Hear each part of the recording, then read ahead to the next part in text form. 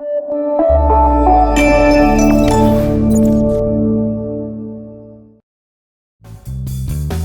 back to the show. Nick, thank you for joining us today. We're honored to have you on the show today. Thanks very much for having me, Jay. It's great. It's a pleasure.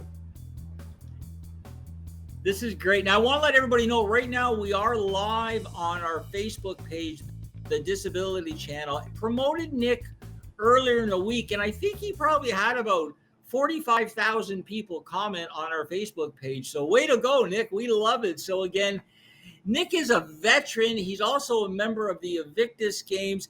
I'd like to get right into it, Nick. So before we do, I want to thank you for your service. Thank you for joining us today. And just thank you for being an all-around good guy and a hero. So thank you so much, Nick. Thank you for the kind words. So let's get right into it. So let's take us back from the start, maybe not all the way from the start, but tell us your move a little bit, how you moved from the UK to Canada, and then tell us how you got interested in the military. Yeah, I moved to Canada when I was 12. My dad got a job in Toronto, so we moved over from the UK. And actually flying on the plane for the first time got me interested in being a pilot. So I actually tried out for the military to be a pilot for the first time. I'm sure there's probably some other people that have done the same thing. Aircrew selection and me didn't quite work out, and so I ended up joining the Navy instead. And I became a naval reservist in Toronto, and I had a ton of fun, and got to experience sailing on both coasts, sailing up and down both coasts, with a great crew of people that I still keep in contact with today. And then that was in the early 90s. And how old were you then? I joined at 18. And I did the program that allowed you to go to school during the school year and then do Navy training or reserve training during the summers, which was a great paying job at the time. And plus I got to have some interesting adventures with my other naval reservist buddies on both coasts. So it was a rewarding experience for sure. Yeah, I find joining the Navy, I guess when people think about it, like, you know, the Navy's a different entity, just like the Air Force again. When most people think, they think Army, right? They think Army, you know, boots on the ground. And so tell us a little bit of the difference between how you found the Army and the Air Force and the Navy. Which one did you like better? Which one did you find harder? Something like that. Give us a little bit of insight. You know, they each had interesting aspects, and it's kind of like picking your favorite child. It's tough to do. I had a great time with the Army, the Navy, and the Air Force. The Navy was probably, gives me the most nostalgia because it was the first organization that I joined. And it was part of my formative, youth and growing up, and I was still in university. So I had, these great experiences during the summer, and then I'd go back and grind away at school in the school year or school months. I can't really pick the best. They each had their own experiences. I mean, I was in the Army when I did my deployments, and so again, that was a whole new experience and interesting, tons of fun. I worked with some small teams in Afghanistan. I did a tour in Kabul and 3 tours in Kandahar with the human teams. And working with CANSOFCOM again was a ton of fun. Interesting, hard work. We worked really well together.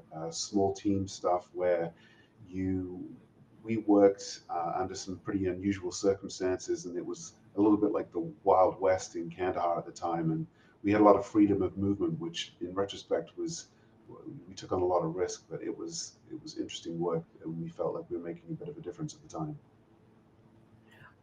I think you're the only veteran. Before we move forward, I just want to let everybody know that our employment program for veterans and persons with disabilities are watching live right now in our Toronto studio. And later on in the show, we're going to be bringing them in to ask Nick some very positive questions about his career. So this is really exciting, Nick. What you're doing right now, Nick, is so good for our platform and for our programs and for our students, as we just started a new cohort at the end of July. So this is all new to them, and it's focused on finding out more about veterans, getting veterans to share their story, maybe getting new recruits, just sort of, passing along information, because we owe a debt to you guys, because you guys protect us. And so later on, I'm sure they're going to have some questions. But getting back to you being a triple threat, like I was saying, I think you're the only veteran that I can recall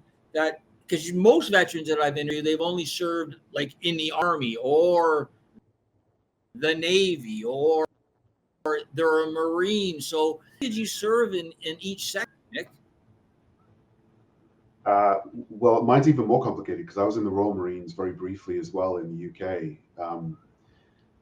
I served, I think I served 12 years in the Navy, less than a year in the Royal Marines, um, 10 years in the Army, and then 2 or 3, if my math serves me correctly, in the Air Force. And that was really once we moved to Comox.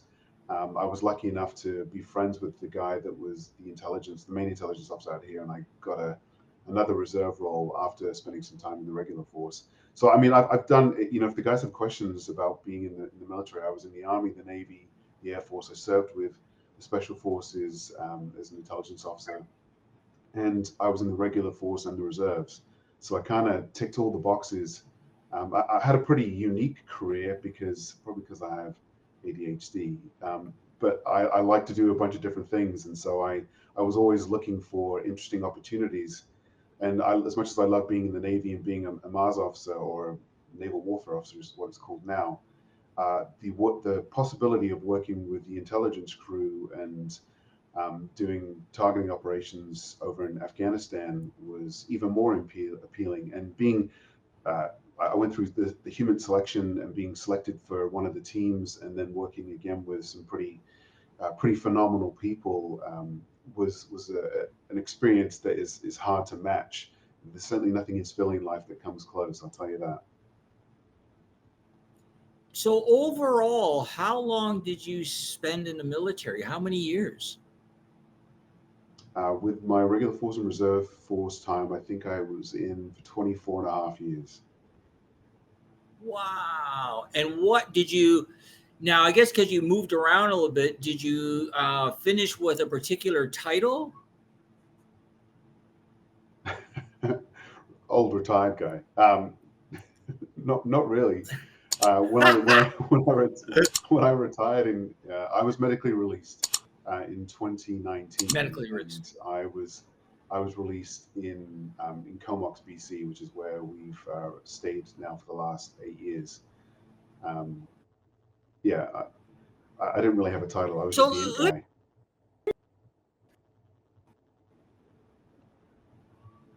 this, because you say you spent 24 years in the service. And then you retired. Can you make a living off your pension from the military? Well, it's different circumstances for everyone. Because I was medically released, my pension is like there's some sort of math algorithm that runs behind it, and so that it gets indexed to a portion of what I made before I retired, which puts me in a reasonable place. So yes, I can make a Okay. reasonable living, or whatever the appropriate term is, off my military pension. But it's not the same for everyone. And and how long have you been a civilian, or how long have you been out of the military? I retired in 2019, so 4 years now. No, 5 years. Oh my goodness, Four math in years, public. 5 years. I have to ask you this. Now, obviously, I can see guitars behind you. So tell us about how music helped you. You know what? Music for me is absolute meditation. When I was diagnosed with PTSD and depression, I needed to find some other tools that I could rely on consistently that would help me ground myself. And there's lots of different things, and for me, exercise was one of them, but music is the other, because you have to be focused on the only two things that are sort of making the music, which is your hands and your brain trying to connect things. And so it's for me, it's kind of like meditation. In fact, my wife has come in and seen me as I'm trying to learn a new piece and drooling on myself because I forget to swallow apparently. But yeah, it's good. It's good for the brain box because it kind of blocks out all the rest of the noise and nonsense in your head, and it's good for me anyway. So sports or music, depending on the day, is my home therapy. I love that, Nick, because you're like probably, oh, I don't know, the 15th, 20th veteran that I've talked to who's also a musician. Like, it's crazy. I got to introduce you to some of my musician friends who are veterans. Like, it's just, whoo. You know what? Hold that thought. My producer's telling me we got to take a commercial. But before we do, I just want to let you know that our Facebook page is blowing up and we have a hi, Nick, from the Netherlands, Hanny Page. That's awesome. Hi, Hanny. So stay tuned. We'll be right back with Veterans Corner. We're interviewing today Nick Holyoke. Stay tuned. We'll be right back.